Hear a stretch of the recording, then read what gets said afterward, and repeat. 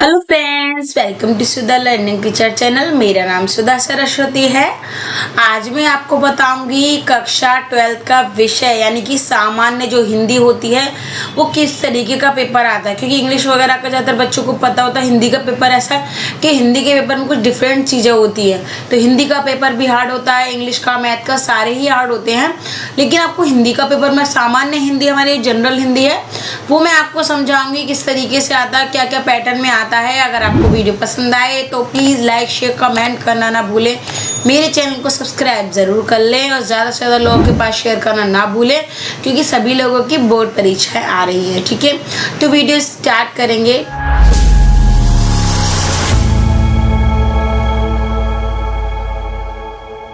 देखिए, हम सबसे पहले पॉइंट देखेंगे कि आपको पता है कि 100 नंबर का है।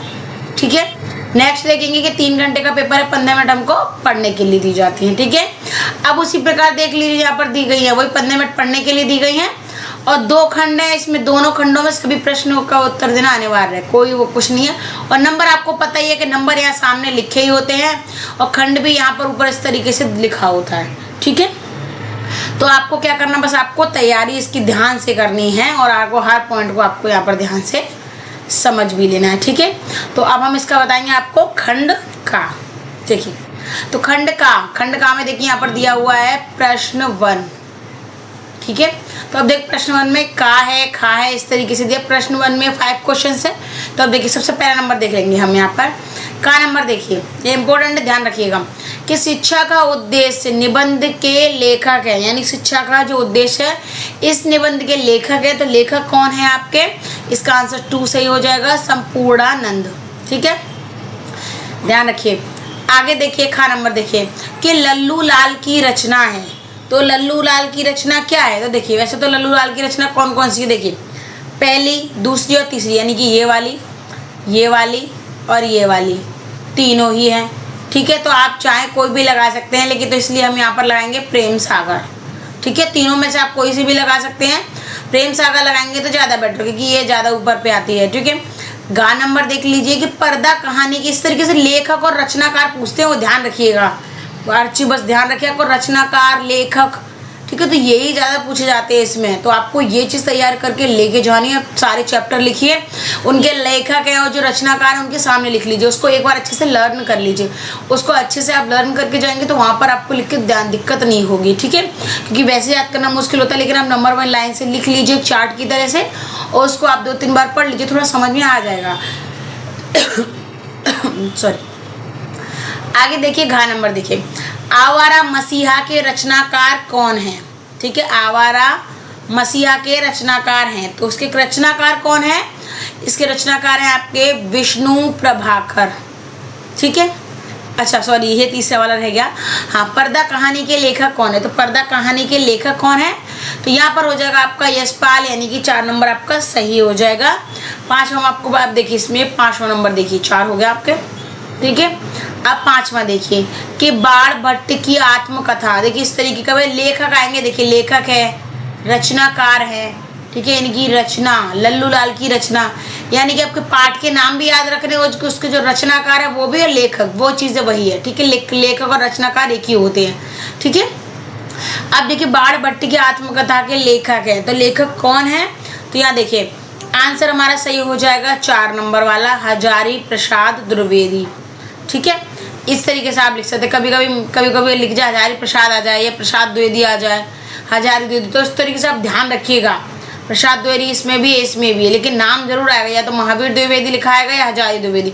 आपको याद रखना है कि हजारी द्विवेदी आपको आंसर सही कर देना है। ठीक है, अब उसी प्रकार हम आगे बढ़ेंगे। क्वेश्चन नंबर 2 देख लीजिए, तो यहाँ पर क्या प्रश्न नंबर हमारा 2 दिखा रहा है, तो उसमें देखिए का वाला ऑप्शन देख लीजिए कि कामायनी किस युग की रचना है। कामायनी किस युग की रचना है, तो वो आपको यहाँ पर ध्यान रखना है। तो किस युग के बारे में आपको बताना, यानी किस युग की रचना है, तो छायावादी युग की रचना है, इसका ऑप्शन 2 नंबर सही हो जाएगा। अब देखिए खा नंबर देखिए कि निम्नलिखित कवियों में से कौन प्रगतिवादी युग का है। प्रगतिवादी युग का कौन सा कवि है, तो वो आपको यहाँ पर देखना। तो कौन सा कवि ऐसा है जो प्रगति युग का है, तो कौन है, रामधारी सिंह दिनकर। ठीक है, अब गा नंबर देख लीजिए इसका कि तार सप्तक का प्रकाशन वर्ष है, तार सप्तक का प्रकाशन वर्ष है तो कौन सा है, 1943 ईस्वी। ठीक है। घ नंबर देखिए, द्विवेदी युग की रचना नहीं है, यानी द्विवेदी युग की रचना चारों में से कोई एक रचना है जो नहीं है। ठीक है, तो वो आपको देखना है प्रिय प्रवास, ये द्विवेदी युग की रचना नहीं है, प्रिय प्रवास। ठीक है। इसका देखिए 5वां यानी कि लास्ट वाला पॉइंट देखिए कि अष्टचाप के कवियों का संबंध है भक्ति काल की। तो अष्टचाप की जो कवि है उनका संबंध यानी उनका रिलेशन किससे है, तो भक्ति काल की। तो किससे रिलेशन है, कृष्ण भक्ति शाखा से। ठीक है, कृष्ण भक्ति शाखा से इसका रिलेशन है। तो इसी प्रकार मैंने आपको बहुविकल्प बता दी हैं। तो आपको हर पैटर्न को समझना है, हर पैटर्न को आप ध्यान समझिएगा। अब देखिए जैसे हम इस तरीके से यहाँ पर आपको देख लेते हैं कि प्रश्न 3। अब देखिए इस तरीके से आएगा गद्यांश। देखिए गद्यांश पद्यांश की वीडियो मैंने बना रखी है, उनमें अंतर क्या होता है किस तरीके से, तो वो मैंने सारी चीज़ें उसमें बता रखी है। मैंने आपको इसका लिंक आपको डिस्क्रिप्शन बॉक्स में मिल जाएगा। अब देखिए ये क्या है, गद्यांश है।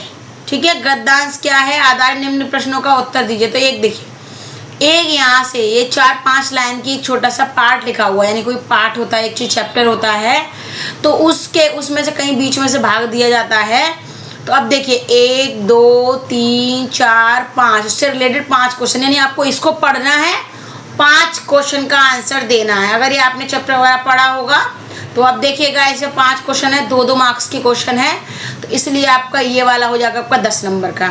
अब देखिए बीच में सबसे इम्पोर्टेंट चीज़ है कि बीच में लिखा अथवा, अथवा लिखा है। अगर आपको ये वाला नहीं आता है तो आप इसके नीचे वाला भी सेम ऐसे ही दिया जाता है, तो आप इसमें से कर सकते हैं। अगर आप पहले एक बार सबसे पहले ये चेक कर लीजिए, उनके सारे क्वेश्चंस ढूंढ लीजिए। देखिए दूसरा वाला ये रहा, मैंने आपको बताया कि देखिए दूसरा वाला ये है। ठीक है, देखिए सबसे इम्पोर्टेंट चीज़ कि पहले क्वेश्चन ढूंढ लीजिए। अगर आपको 5 इसके या उसके दोनों में से कोई मिल जाए तो उसके बाद ही आप लिखिए, पहले क्वेश्चन को सर्च कर लीजिए। ठीक है, जब बेशक आप टिक लगाए नहीं लगाए, चाहे एक छोटी सी पॉइंट लगा दो, बिंदी लगा दो। ठीक है, अगर टीचर अलाउ नहीं करती है तो छोटा सा पॉइंट या बिंदी आप पेंसिल से लगा सकते हैं। उससे क्या है, अगर आपको सारे आ जाए तो आप कीजिए, नहीं तो उसको छोड़ दीजिए, नीचे वाला कर लीजिए। ठीक है, अब हम आगे देखेंगे। तो आगे इसमें भी देखिए, इसमें भी वही मार्क्स हैं। ठीक है, जैसे 2-2 मार्क्स मिलेंगे आपको 5 क्वेश्चंस हल करने के। ठीक है, देखिए ऊपर वाला था, ये भी नीचे वाला भी इसी प्रकार आएगा। देखिए ये हमने आपको बताया 5 × 2 = 10। अब देखिए सेम प्रोसेस इसमें होगा। वो क्या होते हैं, गद्यांश होते हैं, यानी पाठ जैसे होते हैं। और ये 4 नंबर वाला प्रश्न देख लीजिए, ये होते हैं क्या, पद्यांश, यानी कि जो कविताएं होती हैं ना, आपके पद होते हैं। तो पद होते हैं, कविता होती हैं, जो कथा टाइप की कहानी स्टोरी छोटी छोटी चीज़ लिखी रहती है ना, तो इनको क्या कहते हैं, इनको कहते हैं पद्यांश। देखिए इनमें भी 5 क्वेश्चन हैं। ठीक है, अगर आपने इन 5 क्वेश्चन के आंसर आपको दे दिए तो आपके 2-2 मार्क्स की, यानी कि 10 नंबर का आपका इसका पेपर 10 नंबर का हल हो जाएगा ये। ठीक है, अब उसी प्रकार क्या करेंगे, हम आगे बढ़ेंगे। देखिए मैंने अभी आपको सेम प्रोसेस बताया था, ऊपर वाले में सेम इसमें भी अथवा वाला, या तो ये वाला या ऊपर वाला। मतलब अथवा दिया है तो आपको जो भी आ रहा हो, पहले ध्यान रखिए, पहले सारे क्वेश्चंस को पहले एक बार पढ़ लीजिए। अगर सारे क्वेश्चन आ रहे हैं तभी आप कीजिए, अदरवाइज आधा अधूरा नहीं छोड़िएगा। ठीक है, आप देखिए क्वेश्चन नंबर 5 देख लीजिए। आगे क्वेश्चन नंबर 5 देख लीजिए कि निम्नलिखित में किसी एक लेखक का साहित्य परिचय देते हुए उनकी प्रमुख रचना का उल्लेख कीजिए। उल्लेख का मतलब शब्द की सीमा 80 नंबर हो जाए। ठीक है, और देखिए 3+2 यानी कि कितना, 5 मार्क्स का। ठीक है, तो 3 क्वेश्चंस दिए हुए हैं यहाँ पर। ठीक है, देखिए 3 ऑप्शंस दिए हुए हैं इसमें किसी एक लेखक का साहित्य परिचय, उनकी प्रमुख रचना और उसका उल्लेख। ठीक है, तो 2-2 नंबर आपको इसके, 3 नंबर इसके मिल जाएंगे आपको साहित्य परिचय में, और 2 नंबर आपको मिलेंगे प्रमुख रचना का उल्लेख करने में। ठीक है, तो आप तीनों में से कोई भी लिख सकते हैं, आचार्य हजारे प्रसाद द्विवेदी, ठीक है, एपीजे अब्दुल कलाम और वासुदेव शरण अग्रवाल। देखिए एपीजे अब्दुल कलाम के बारे में तो ज़्यादातर बच्चों को पता ही होगा, तो अगर आप चाहें तो इसको भी लिख कर आ सकते हैं, इससे कोई प्रॉब्लम नहीं। जो भी आपको आ रहा है उस समय में आपको वही लिख के आना है। ठीक है, अब उसी प्रकार देखिए उसमें लेखक का साहित्य थे। लेखक का मतलब समझना है, जैसे पाठ हो गए, चैप्टर्स हो गए हिंदी में वो। अब देखिए इसका खा नंबर में देखिए, ये क्या है, एक कवि, यानी कि ये कहानी वाला, वो वाला हिसाब है, वो गद्य वाला है। से मैंने पहले बताया था, बड़ा पैराग्राफ जो पाठ में से पूरा कहीं से देते उसका क्वेश्चन। और ये है आपका पद, यानी पद क्या होते हैं आपके, छोटी छोटी जो कविताएं होती हैं, कहानी छोटी छोटी होते हैं वो। ठीक है, इसमें क्या करना है, कवि का साहित्य परिचय देना है, उनकी प्रमुख कृतियों पर प्रकाश डालना है। कृतियों का मतलब उनके कोई दोहे हैं, कोई श्लोक है, तो वो आप यहाँ पर उसको लिख सकते हैं। तो सेम प्रोसेस वही रहेगा कि आपको 5 नंबर मिल जाएंगे इसमें भी। ठीक है, तो 3 दिए, मैथिली शरण गुप्त, सुमित्रानंद पद, रामधारी सिंह दिनकर, ये ज्यादातर आते ही आते हैं। तो तीनों को आप एक बार पढ़ लीजिए, उस समय में जो आपको याद आया आप उस वाले क्वेश्चंस को कर सकते हैं। क्वेश्चन नंबर 6 देख लीजिए कि बहादुर अथवा पंचलाइट। बहादुर अथवा पंच, अथवा का मतलब हमेशा बताया आपको, यानी एक चूज करना है, या तो ये वाला या तो ये वाला। कहानी के उद्देश्य पर प्रकाश डालिए, 80 नंबर का लिखना है। 80 नंबर का नहीं, मतलब 80 शब्दों का। ठीक है, ये आपका रहेगा प्रकाश, लिए आपका रहेगा प्रकाश डालिए 5 नंबर का। तो आपको क्या करना है, इसके बारे कहानी का उद्देश्य समझाना, मतलब वो कहानी आपको क्या बता रही है, क्या सीख दे रही है, तो वो आपको यहाँ पर बताना। अथवा लिखा हुआ है, यानी कि ध्रुव यात्रा कहानी की कथा वस्तु अपने शब्दों में लिखिए। ध्रुव यात्रा की कहानी होगी तो वो उसकी जो कथा वस्तु अपनी भाषा में, यानी अपने शब्दों में जो लिखना है आपको, जिस तरीके से आपको लिखना है वो आपको यहाँ पर लिखना पड़ेगा। ठीक है, अब देखिए क्वेश्चन नंबर 7 देखेंगे हम। देखिए क्वेश्चन नंबर 7 में दे रहा है कि स्वपठित खंड काव्य के आधार पर किसी एक खंड के एक प्रश्न का उत्तर दीजिए। ठीक है, यानी कि देखिए इसमें खंड दिए हुए हैं। देखिए 80, कम से कम आप 80 शब्दों में देना आपको। सीमा, शब्द की सीमा 5 नंबर है। देखिए खंड, देखिए एक है तो श्रवण कुमार खंड काव्य के नायक का चरित्र चित्रण। श्रवण कुमार खंड काव्य के आधार पर दशरथ का चरित्र चित्रण, या दशरथ का चरित्र चित्रण या आपका नायक का चरित्र चित्रण, ये लिखना अथवा है। तो एक इसमें से करना है, मतलब या ऊपर वाला या नीचे वाला लिखना है, मगर एक ही लिखना है इसमें से। इसी प्रकार देखिए सेकंड वाले में भी, थर्ड वाले में भी और 4 वाले में भी एक ऐड करना है आपको। इनमें से क्या है, 2 चीज दी हुई है, 2 में से आपको एक सॉल्व कर देना होगा। ठीक है, अथवा लगा, यानी कि हर पॉइंट में 2 क्वेश्चन दिए, तो आपको क्या करना है, हर पॉइंट का एक क्वेश्चन आपको हल कर देना है। ठीक है, उसी प्रकार आप देखिए आगे वाले भी देखिए, ऐसे यही सेम 4 नंबर में, यही 5 में, यही आपका 6 में। ठीक है, यानी अथवा, तो मतलब ये है, या तो आप इसको कर लो या तो इसको कर लो, इस तरीके से। अब देखिए, अब हम आ जाएंगे नेक्स्ट पोर्शन पे। तो क्या है, आगे है हमारा खंड खा। ठीक है, देखिए इसमें क्या होता है, यहाँ पर संस्कृत आती है, खंड खा है यहाँ पर, तो संस्कृत आएगी। अब देखिए पॉइंट प्रश्न नंबर 8 देख लीजिए, इसका कहा देखो, दिए गए संस्कृत गद्यांशों में से किसी एक संस्कृत एक का संदर्भ हिंदी में अनुवाद कीजिए। देखिए अथवा लगा हुआ है, या तो आप इसकी पूरे की हिंदी लिख दीजिए या इसकी हिंदी, आपको जिसकी हिंदी आती हो एक संदर्भ सहित हिंदी में अनुवाद लिखना है। यानी पहले एक संदर्भ लिख देना है 2-3 लाइन का, उनका मतलब उनके रचयिता वगैरह कौन है जो भी वो लिखते हैं, और उसके बाद आप उसको संदर्भ में लिख सकते हैं। तो वो क्या है आपका 7 नंबर का हो जाएगा। ठीक है, क्या देश में ध्यान रखिएगा, हिंदी अनुवाद करना 5 नंबर का और संदर्भ लिखना है 2 नंबर का, तो 7 नंबर का हो गया।